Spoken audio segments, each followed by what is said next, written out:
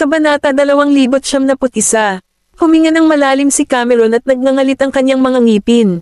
Madali siyang bumaba. Bumalik si Cameron sa kanyang silid, naligo, at nagpalit ng bagong damit.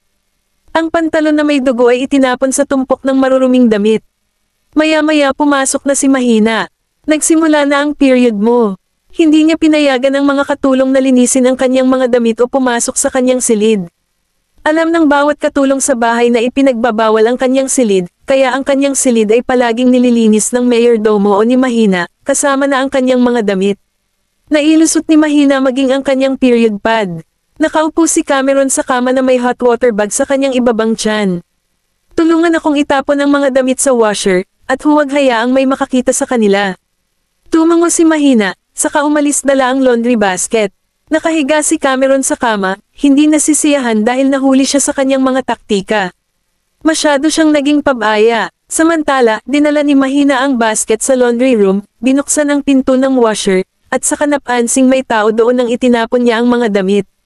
Sino nandoon? Nakasandal si Wayland sa dingding habang naka-cross arms. Napaka-alerto mo. Dahan-daang tinakpan ni Mahina ng ibang damit ang pantalon na may dugo. Mr. Goldman, ano ang nagdadala sa iyo sa laundry room?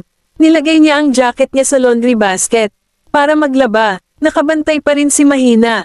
Maaari kitang tulungan dyan. Napatingin siya sa damit na hawak niya.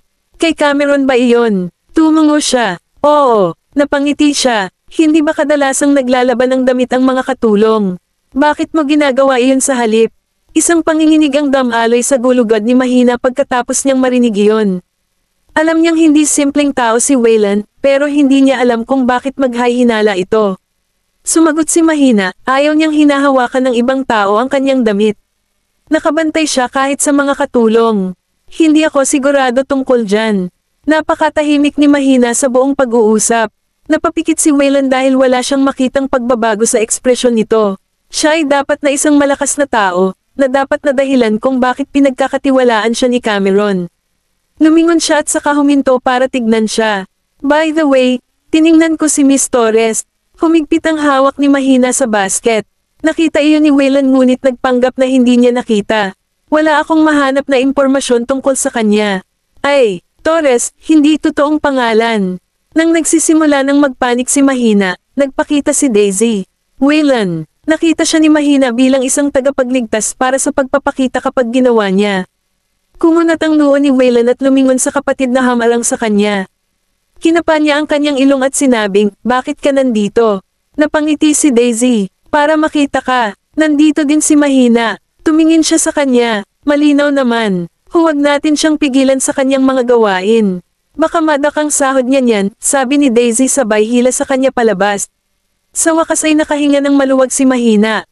Ang taong dapat niyang maging maingat sa paligid ay si Wayland. Pumasok sila sa looban, ngunit iniisip pa rin ni Daisy kung paano siya makakalabas dito. Huminto sa paglalakad si Wayland kaya nontog siya sa likod niya. Kabanata 2072. Lumingon sa kanya si Daisy, saka pumikit. Daisy, sinadya mo ba iyon? Naglaro siya ng pipi. Ginawa kung ano ang sinasadya. Napangiti si Wayland. Natatakot ka ba na may nahanap ako? Umiling si Daisy at nagpatuloy sa pagbluff. Hindi. May hinahanap ka ba? Tinitigan siya ni Wayland. Alam niyang magaling na artista ang kapatid niya, pero napagmasdan niya iyon. Daisy, ako ba ang kapatid na pinakamamahal sa iyo? Ngumiti ito at naglakad sa tabi niya. Oo naman. Ikaw ang pinakamabait sa akin. Tiningnan siya ni Wayland na may malawak ng ngiti at nagtanong, may tinatago ka sa akin, tama. Umubo si Daisy at umiwas ng tingin. Hindi niya alam kung may alam na siya. Napabuntong hininga siya. Akala ko magtitiwala ka sa akin. Paano ka naging malapit sa ibang lalaki? Parang sinasabi niya naman liligaw. Siya. Nagpout si Daisy. Huwag mong sabihin iyan. Napapikit si Wayland. Kung ganoon, bakit mo ito tinatago sa akin? Daisy blurted, hindi naman sa gusto ko itong itago. Nang makita niyang nakataas ang kilay ni Wayland, napaawang ang bibig niya dahil may napagtanto siya. Niloloko mo ako para magsalita. Ngumisi siya. Hindi ka masyadong tanga. May sasabihin sana si Daisy ngunit huminto dahil alam niyang may paghihinalaan si Wayland, ngunit hindi siya naging maingat at nahulog dito. Nagbaba siya ng tingin at galit sa sarili. Tinapik ni Waylon ang kanyang ulo at sinabing, mahuhulaan ko kahit hindi mo sabihin sa akin. Nagkunwari siyang galit. Kung ganoon, bakit mo ako niloko na magsalita? Napangiti siya. Gusto lang kitang turuan ng leksyon para walang ibang makagagawa niyan sa'yo. Natigilan si Daisy. Hindi naglakas loob si Daisy na sabihin kay Cameron na maaaring nalaman ni Waylon ang kanyang pagkakakilanlan. Siya ay nasa East Island sa loob ng kalahating buwan na at nagiging napakahusay sa Latigo. Isang tawag ang pumasok, at ito ang unang tawag mula sa Baseburg mula nang pumunta siya doon. Si James Tell ang nasa linya. Daisy, nasa East Islands ka ba? Paano mo nalaman? Na-curious si Daisy dahil hindi niya sinabi kahit kanino na pumunta siya sa mga isla kasama si Waylon.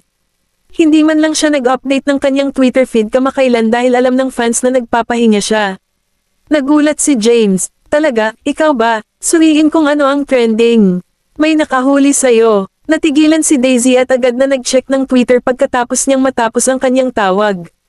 Natigilan siya sa nakita. May nag-post lang online ng video ni Cameron sa mall ilang araw na ang nakakaraan. Bukod sa pakikipaglaban ni Cameron sa Men in Black, nakunan din ang parte ng hampasin niya ng Latigo si Florence. Mas marami ang interesado kay Cameron dahil parang action flick ang laban nila. Maraming tagahanga ang nagtanong kung nagpe-file si Daisy sa East Islands. Ang ganitong video ay hindi karaniwang nakakakuha ng maraming traksayon, ngunit dahil kasama si Daisy, nakilala siya ng mga netizens, at ang footage na iyon ay naging isang trending tweet. Natural, nakita rin ni Florence ang video. Galit niyang itinulak ang lahat sa dining table. Sila ang dahilan kung bakit ako kinukutya at ginagawang biro. At si Fabio, paano niya ako babalaan na huwag gumawa ng gulo? Kabanata 2073. Si Manuel ay nakatayo sa kanyang likuran at nakamasid habang siya ay nagtantrim. Masama man ang pakiramdam niya, naisip niya na palagi itong nagmamadali. Gusto lang ni Mr. Puzo na mag-lay-low ka muna dahil hindi pa tama ang oras. Kailan kaya ang tamang panahon? Hinawakan siya ni Florence sa kwelyo. Sabi mo, kung ako ang pumalit sa pwesto ng tatay ko, kaya kong gawin ang lahat ng gusto ko, pero simula nang sumama ako kay Fabio, minamaliit na niya ako. Si Cameron naman, patuloy akong binubuli. Hindi mo lang ako tinutulungan ng basura, kundi hinihiling mo rin sa akin na tiisin ito. Ang kanyang radical na mga salita ay nagpapataas ng kamao kay Manuel. Thirst, ang sanggit mong babae. Pumasok si Donald sa villa kasama ang kanyang mga tauhan. Kumunat ang noo niya. Sino ka? Ito ay sa pagitan natin, the serpents. Wala kang lugar dito. Ngumiti si Donald. Kung hindi ka manatiling kalmado, hindi ka makakagawa ng magagandang bagay.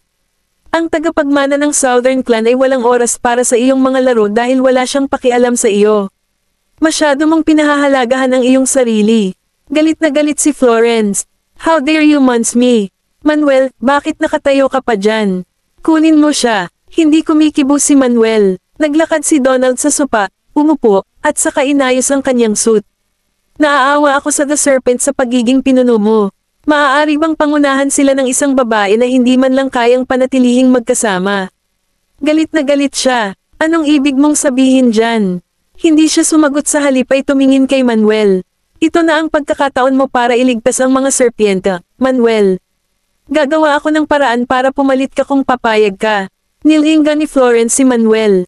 Gusto mo ba, Manuel, aso ka lang ng The Serpents? How dare you bite your master?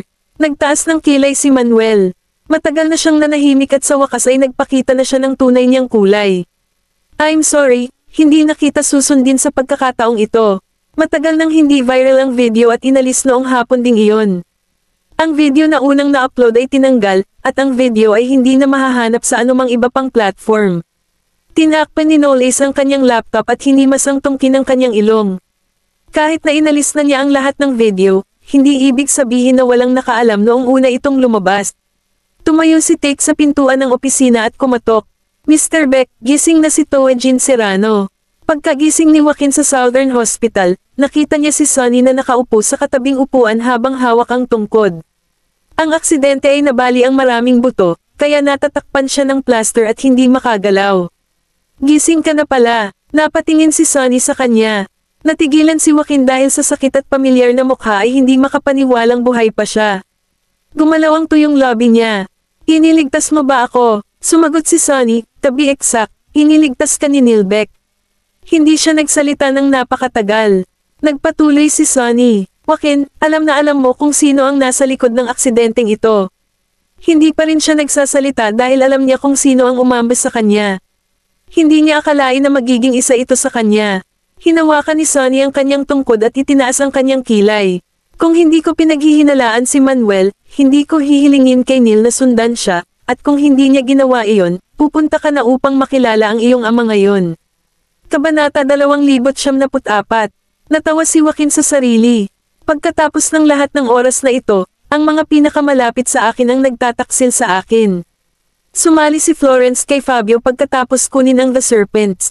Natigilan si Joaquin. Pagkatapos ng mahabang paghinto, nagtanong siya ng may panghihinayang, hindi mo ba ako kinasusuklaman? Dahan-daang sinabi ni Sunny, para kaming magkapatid ng kapatid mo. Nang siya ay pumanaw, hiniling niya sa akin na alagaan ka at ang mga serpent, at ipinangako ko sa kanya na gagawin ko. Nang malaman kong gusto mong sumama kay Fabio, nadismaya ako sa ngalan ng iyong ama. Pinagdikit ni Joaquin ang kanyang mga labi at walang lakas ng loob na tumingin sa kanyang mga mata. Ginawa na ng Southern Clan ang lahat ng kanilang makakaya para tretuhin ng maayos ang The Serpents, ngunit hindi pa nakontento si Joaquin at nagsimulang mag-second guessing nang lapitan siya ni Fabio. Ngunit ang taong muntik nang pumatay sa kanya ay kanyang kampan, at ang nagligtas sa kanya ay kanyang kaaway. Dahan-daang tumayo si Sunny. Pero hindi mo piniling ipagkanulo agad ako, ibig sabihin ay ayaw mong maranasan iyon ng The Serpents. Hindi kita sinisisi sa paggawa ng masasamang desisyon. Ingatan mo ang sarili mo. Pero Florence, hindi natapos ni Joaquin ang kanyang pangungusap. Napatigil si Sunny sa kanyang kinatatayuan at lumingon sa kanya. Kung matalino ang anak mo, hindi niya gagawin iyon. Inispoil mo siya. Bumalik si Daisy mula sa Martial Arts Center at nakita niya si Cameron na pinapakain ng kanyang alagang butiki ng minced meat. Napakamot siya sa pisngi at hindi niya alam kung bakit siya nakaramdam ng guilty, nang kaharap si Cameron. Napangiti siya. Ang ganda ng butiki na iyon. Tumingin si Cameron sa kanya. Gusto mo bang hawakan ito? Napawi ang ngiti ni Daisy. Hindi na kailangan iyon. Itinago ni Cameron ang tinadtad na karne sa isang kahon. Anong mali? May gusto ka bang sabihin? Mukha siyang hindi mapakali habang nakatingin sa paligid. Nagtetrend ako sa iyo. Nagdudulot ba ako ng mga problema? Yan ang concern mo. Ngumiti si Cameron. Akala ko ba natanggal na? At saka, anong problema ang maaari mong idulot? Gustong sabihin ni Daisy sa kanya na niloko siya ni Waylon para magsalita, pero kung sasabihin niya sa kanya, baka masapak niya ito. Paano kung putulin niya ang kanyang dila? Napakunot ang noo ni Cameron nang makitang guilty ang itsura ni Daisy. May ginawa ka ba? Tumigil si Daisy, saka umiling. Hindi. Lumapit si Cameron. Talaga. Pinagpapawisan si Daisy dahil hindi niya alam ang isasagot. Daisy. Nagpakita si Waylon sa sandaling iyon.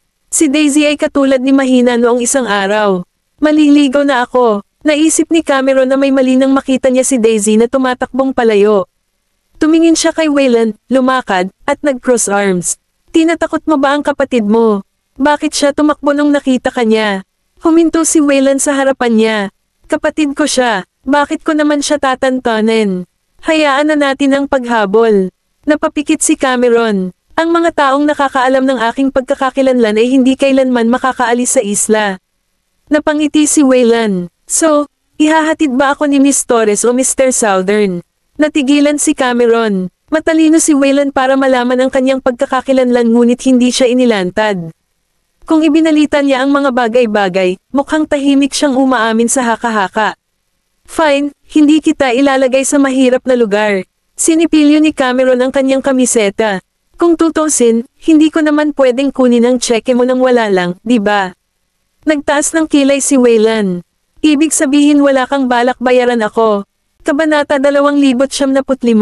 Sumili ang malawak ng ngiti ni Cameron. Isang tseke para sa isang lihim. Hindi ba magandang deal iyon? Napapikit si Waylon. Niloloko mo ako. Ipinatong ni Cameron ang kanyang kamay sa kanyang balikat at samandal. Mr. Goldman, hayaan mo akong linawin iyon. Hindi ito scam. Sinasamantala nito. Tahimik na tumingin sa kanya si Waylon. Kung kailangan niyang ilarawan siya bilang isang hayop, siya ay magiging isang Zorro. Siya ay tuso at matalino. Siya ay may isang malakas na espiritu, kilos, at mga estratehiya at pagpaplano na dapat taglayin ng isang lalaki. Naiintindihan niya na nagawa niyang itago ang kanyang pagkakakilanlan sa loob ng higit sa isang dekada at nagawa niyang igalang at katakutin siya ng mga tao. Anong balak mo? Pumasok si Sunny sa bakuran at nakita niya ang braso ni Cameron sa balikat ni Wayland. Nakatayo sila ng napakalapit sa isa't isa. Sa kanya, parang nanliligaw ang anak niya kay Wayland. Inalis ni Cameron ang braso niya at nagkibit balikat. Wala naman. Nag-uusap lang kami. Napangisi si Sunny. I think it's more like you're touching him inappropriately. Nasaan ang iyong kagandahang loob? Natigilan si Cameron. Ngumiti si Wayland kay Sunny. Mr. Southern Senior, nag-uusap lang talaga kami. Hindi mo na kailangan pagtakpan siya. Kailangang turuan ng leksyon ang batang ito. Hinabol niya si Cameron papasok ng bahay pagkatapos sabihin iyon. Dahan-daang pumasok si Cameron dahil nagsasaya siya. Alam ni Wayland kung bakit siya pinaalis ni Sunny. Tumingin siya sa ibaba. May inaalala ka ba? Lumapit sa kanya si Sunny na may hawak na tungkod, saka huminto at tumingin sa mga bulaklak sa garden. Hindi na kailangang magpakatanga. Sabihin mo sa akin, nalaman mo na ba ang tunay na pagkakakilanlan ni Cam? Tumingin si Wayland sa kanya at hindi nagtangkang magtago ng kahit ano. Kamakailan lang. Noong gusto ni Knowles na manatili dito, hindi ako pumayag dahil nag-aalala ako na ang sekreto ni Cam ay mabubunyag, ngunit masyadong masama na ang bata ay nakakita nito. Nagpatuloy si Sunny. Nararamdaman ko na hindi ko ito maitatago sa iyo kapag dumating ka. Lahat sila ay lubhang matalas. Napangiti si Wayland. Nagsisisi ka ba? Napabuntong hininga siya. Handa na ako dahil lalabas din ito maya-maya. Napatingin si Wayland sa butiki sa kulungan. Tatanggapin siya ng organisasyon, anuman ang kasarian, tama ba? Kahit na tumigil si Cameron sa pagpapanggap na lalaki at pumalit sa pwesto ni Sunny, igagalang pa rin siya ng mga miyembro ng clan dahil kaya niya. Nakangiting tumingin sa kanya si Sunny.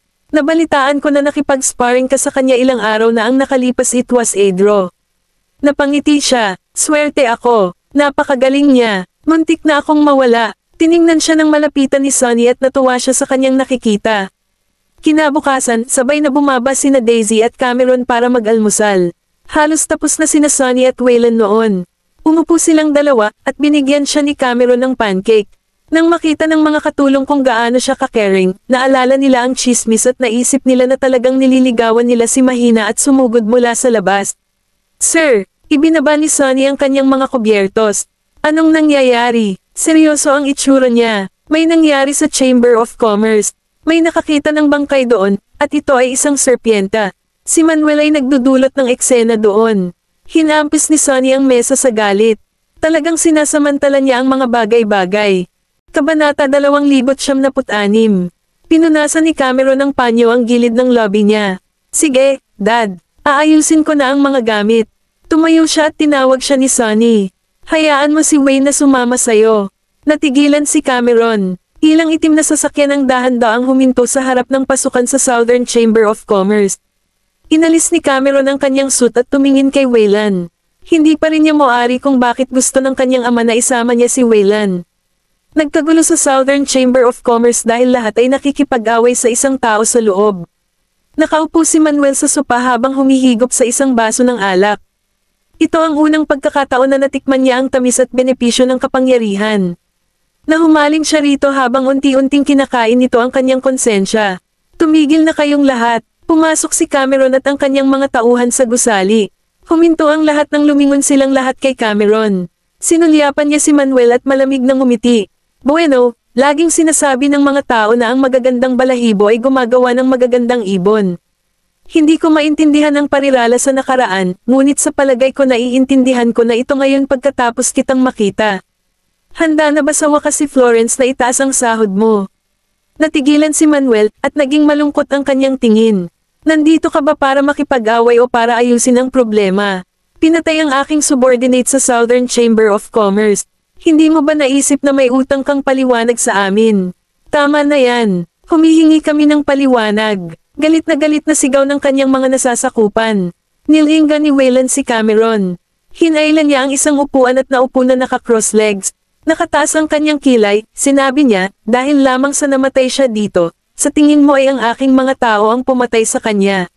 Sino ang papatay sa kanya kung hindi mo siya pinatay? Gusto namin ng hustisya para sa kapatid namin. Galit na nagpatuloy ang lalaking iyon. Malamig na tiningnan siya ni Cameron at sinabing, gusto mo ng hustisya. Kung gayon, nasaan ang katawan? Ipakita mo sa akin. Gusto ko itong makita. May naglabas ng bangkay. Sumenyo si Cameron sa likod niya, at tumango ang taong iyon. Naglakad siya papunta sa bangkay, ngunit may hamarang sa kanya bago pa siya makalapit dito. Ano sa tingin mo ang ginagawa mo? Bahagyang yumuko si Cameron at ipinatong ang kanyang baba sa kanyang palad. Siyempre, gusto namin. Suriin ang katawan. Suriin ang katawan. Sino ka sa tingin mo? Isang forensic expert. Gusto mo lang sirain ang bangkay. Humalaklak si Cameron. May ebidensya ka ba? At saka, sigurado ka ba na hindi siya forensic? Eksperto. Natigilan ang lalaki at balisang tumingin kay Manuel. Bumangon si Manuel, at lumubog ang mukha. Puno ka sa craft at tuso, kaya wala akong tiwala ikaw. Ano sa tingin mo ang magagawa ko kapag marami kayong nakatingin sa akin? O kayo ba ay masyadong ignorante at tanga? Anyway, papayagan mo ba kaming suriin ang katawan o hindi? Tila, naubos na ang pasensya ni Cameron. Si Manuel ay nagngangalit ang kanyang mga ngipin at hinayaan silang suriin ang katawan. Hindi siya naniniwalang may mapapansin si Cameron. Nagsuot ng guwantes ang lalaki at maingat na sinuri ang buong katawan. Pinalibutan siya ng iba pang mga tao at pinagmamasdan siya ng mapagbantay. Napatingin si Wayland kay Cameron. Napasandal siya sa sandalan ng upuan. Sinabi sa kanya ng kalmadong ekspresyon nito na kontrolado niya ang lahat. Ibinalik niya ang tingin at tumingin sa lalaking sinusuri ang katawan. Para siyang isang propesyonal. Pagkatapos niyang suriin ang katawan, tumayo siya at hinubad ang kanyang guwantes. May ilang mga saksak sa dibdib, kaya naniniwala ako na siya ay dapat nakipag-away sa isang tao bago siya namatay. May mga purple strangulation marks sa leeg, ang kanyang mukha ay malabog-haw at namamaga, at ang kanyang mga daliri at labi ay kulay ube. Ayon sa aking paunang paghatol, namatay siya sa mekanikal na asphyxia. Isang malamig na ngiti ang pinakawalan ni Manuel. Ito ay nangangahulugan na ang aking nasasakupan ay lumaban at sinakal hanggang sa mamatay ng iyong mga tao. Nilero ni Cameron ang kanyang daliri at walang pakialam na nagtanong, kailan ang oras ng kamatayan? Sumagot ang lalaki, ayon sa aking karanasan, dapat ay patay na siya ng mga 5 oras. Kabanata 2097. Ibig sabihin namatay siya sa madaling araw. Itinaas ni Cameron ang kanyang mga talukap at tiningnan ang mga tauhan ng Southern Chamber of Commerce. Pagkatapos, tinanong niya, sino ang naka-duty kagabi? Napalingon ang ilang staff sa isang payat na binata na nakatayo sa likuran. Nang maramdaman ang kanilang mga titig, sinabi ng payat na binata, ako po, sir. Pero wala talaga akong nakita o narinig na away. Sumigaw ang mga taga-The Serpents, syempre, sasabihin mo iyan. Ikaw ay dapat na tumutulong sa iyong sariling mga tao. Tumayo si Cameron at sumagot, tumutulong sa sarili nating mga tao. Saka bakit kayo pumunta sa aking lugar ng madaling araw? Hindi mo ba alam na trespass ang iyon? Kaya't makatwiran para sa aking mga tao na bugbugin kayo kapag natagpuan nila kayo. Tsaka, sabi ng subordinate ko, wala naman daw siyang nakikitang senyales ng away, kaya bakit biglang sumulpat ang bangkay dito? Hindi kaya naglakad siya hanggang sa aking lugar pagkatapos niyang mamatay. Cameron, dito natagpuan ang bangkay. Ito ang katibayan, at walang paraan na maitatanggi mo ito, wika ni Manuel, puno ng galit ang boses. Lumingon si Cameron at nagutos, kunin mo ang footage ng security camera. Tumango ang lalaking nasa likod niya at pumunta sa surveillance room. Isang malamig na ngiti ang pinakawalan ni Manuel na parang confident, wala silang makukuha sa footage. Hindi nagtagal, bumalik ang lalaki at mamulong sa tenga ni Cameron. Sir, nawala ang isang bahagi ng footage mula kagabi. Natahimik si Cameron. So ano ngayon? Nasaan ang footage mo? Wala na ba? Parang may tao sa side mo na light-fingered. Natatakot silang malantad sa kanilang ginawa, kaya sinira nila ang footage ng maaga. Ang katotohanang nawala ang isang bahagi ng footage ay nangangahulugang nakuhanan ng security camera. Isang bagay dito, tanging ang mga tao mula sa Southern Chamber of Commerce ang may access sa surveillance room. Anong magandang galaw? Kung wala ang footage, hindi nila maipaliwanag kung bakit lilito ang katawan sa kanilang lugar. Bukod pa rito, sa paghusga mula sa katotohanan na ang The Serpents ay lubos na nagtitiwala na ang lalaki ay pinatay doon, nangangahulugan ito na sila ay dumating na handa at tiyak na hindi mapapatunayan ni Cameron ang pagiging inosente ng Southern Chamber of Commerce kahit na ano paman. Biglang lumingon si Wayland sa lalaking payat at nagtanong, sigurado ka na wala kang narinig na ingay kagabi, tama ba? Tumango ang payat na lalaki. Napapikit si Wayland at nagpatuloy. Ikaw lang ba ang naka-duty kagabi? Nanginginig sa takot ang lalaking payat. May mga naka-duty tuwing gabi. Maliban sa akin, may 3 pang security guard. May hiniling si Cameron na dalhin ang mga security guard sa loob. Matapos ipaalam sa kanila ang nangyari kagabi, lahat sila ay nagsabing wala silang namamalayan. Manuel Harrington said, Mr. Southern, parang hindi lahat ng lalaki mo aamin.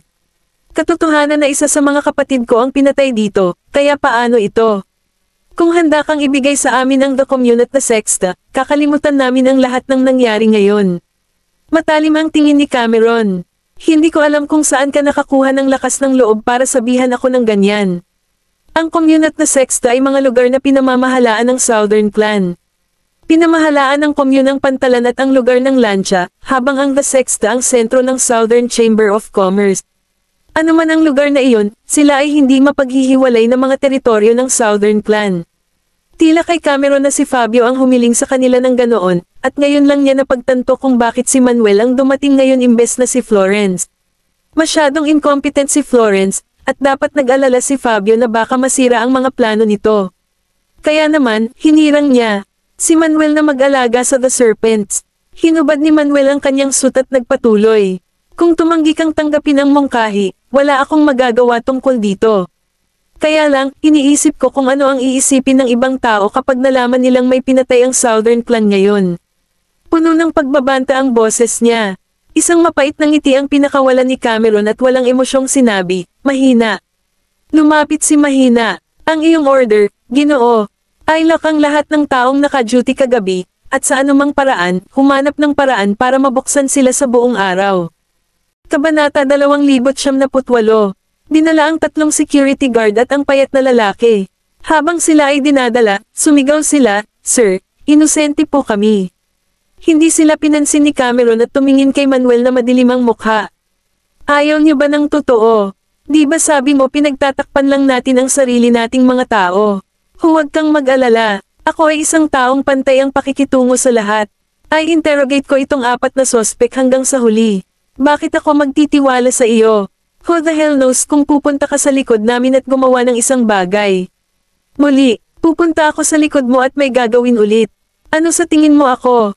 Isang dreamwalker na pumasok sa kanilang mga panaginip at sinabihan silang patayin ang iyong lalaki.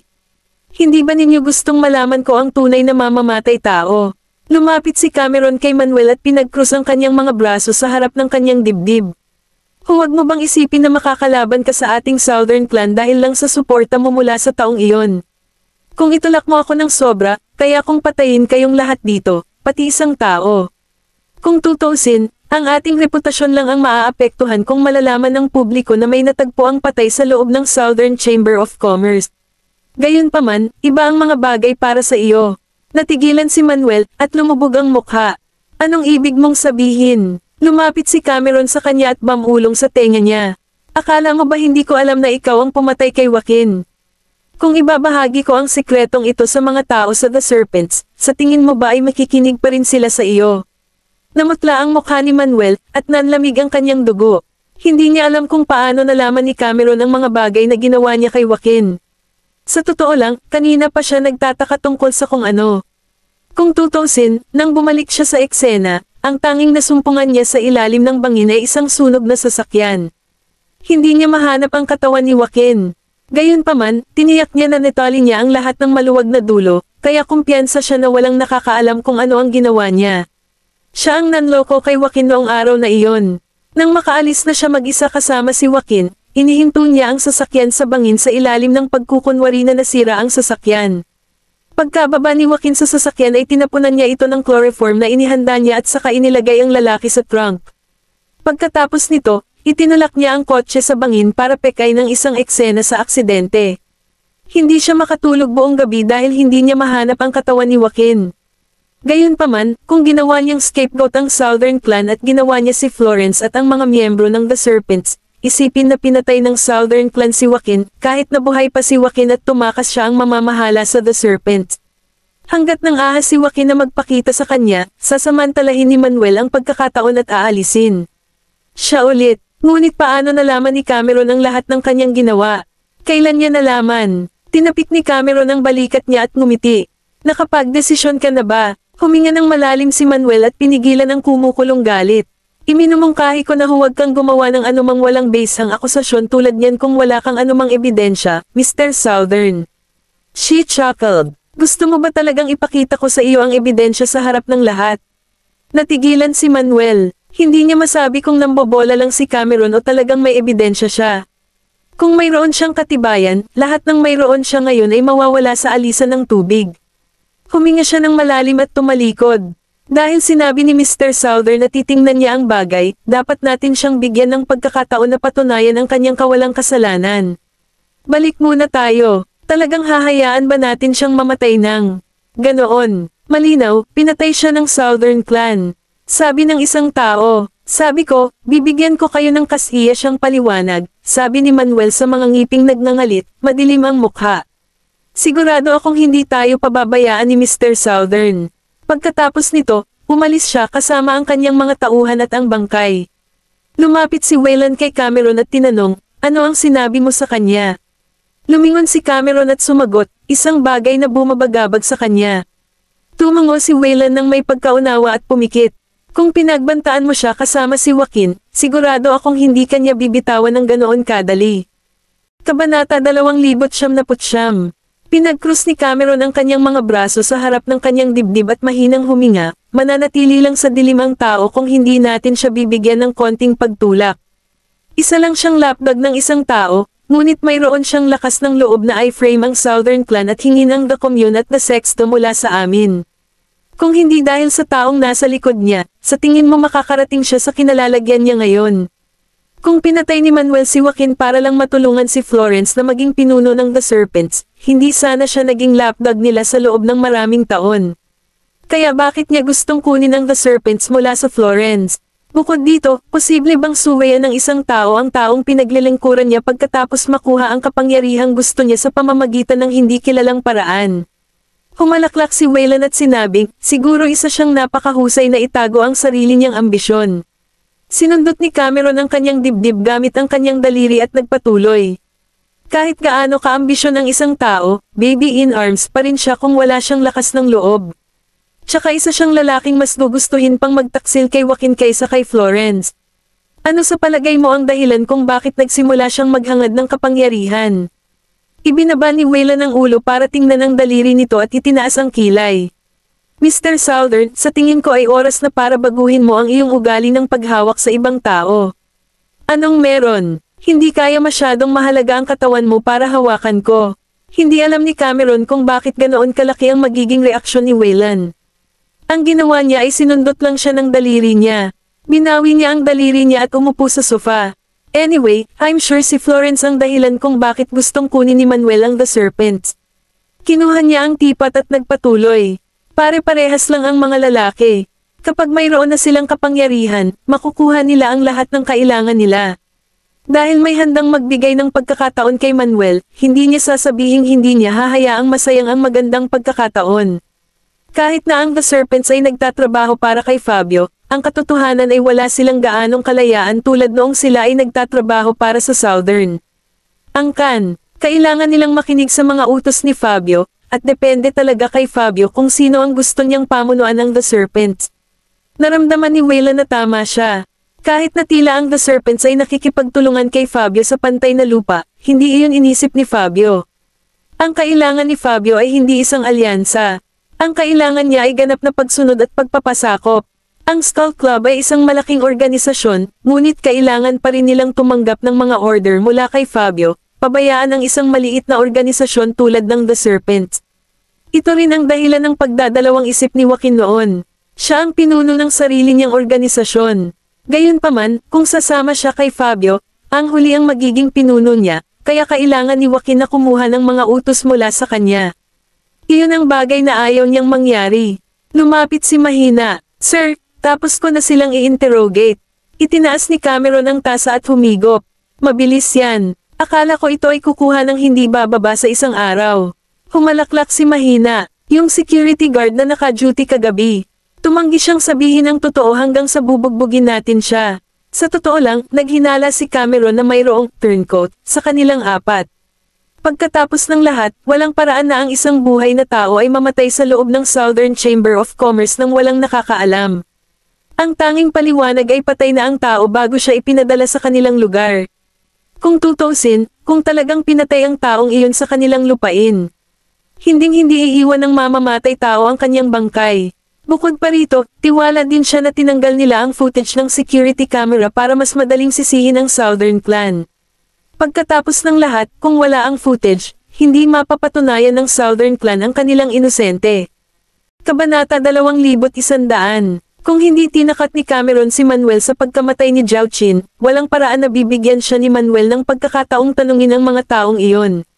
Kumpiyansa siyang malamang na iniisip ni Manuel kung paano aalisin ang turncoat. So yung security guard ang nunal. Malaki ang natalo niya sa kasino noong nakaraang araw at may utang sa kasino ng ilang libong dolyar. Hindi niya kayang bayaran iyon, kaya nahanap siya ng mga tao mula sa The Serpents at binigyan siya ng isang halaga ng pera upang mabayaran ang utang. Bilang kapalit, gusto nilang ilipat niya ang katawan sa Southern Chamber of Commerce at tanggalin ang footage sa surveillance room sa madaling araw. Napangiti si Waylan. Malinaw na ito ay isang bitag. Tumango rin si Mahina. Tama ka, Mr. Goldman. Ito ay talagang isang bitag. Nandoon din si Manuel sa kasino noong araw na iyon.